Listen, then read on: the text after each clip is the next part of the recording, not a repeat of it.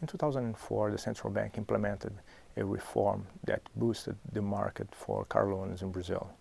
It improved the fiduciary regime that was created in the 60s, reducing the time for reselling repossessed cars from more than 2 years to just a few weeks.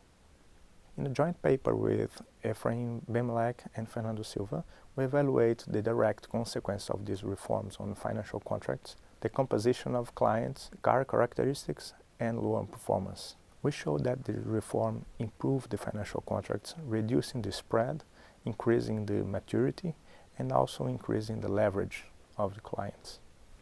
Not only the reform affected the financial contracts, but it also changed the composition of the clients in a process that we called democratization of credit. Democratization of the credit is the expansion of the system, the credit markets, towards people that were not being served by these markets before this reform.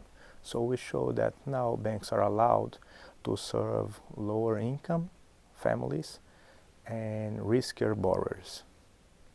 There is a lot of evidence showing that after periods of expansion of credit markets, there is a subsequent period of high default rates.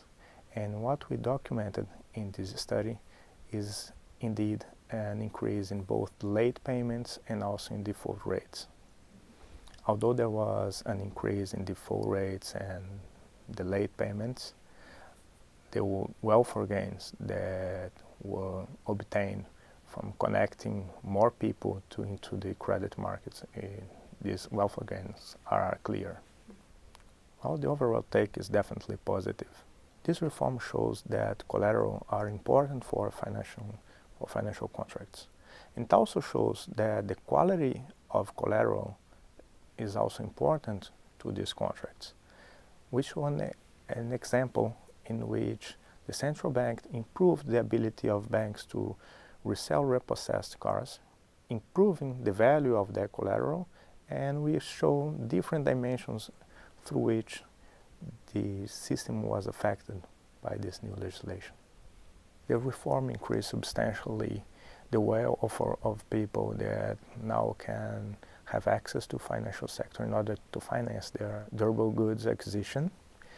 And although there was an increase in default rates. But I find that this increase in default rates is somehow expected, especially given that the banks needs to learn about these new clients that are being connected to the system.